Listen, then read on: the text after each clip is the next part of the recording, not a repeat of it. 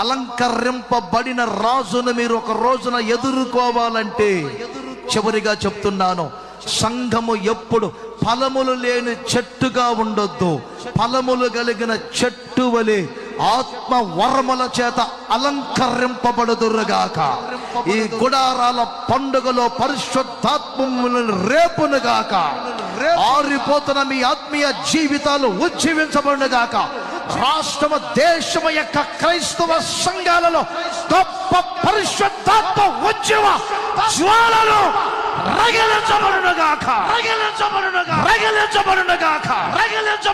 మహిమా స్వరూపిగా వరాలను కలగజేసే ఆత్మ మహిమ నుండి అధిక మహిమను పొందొచ్చు.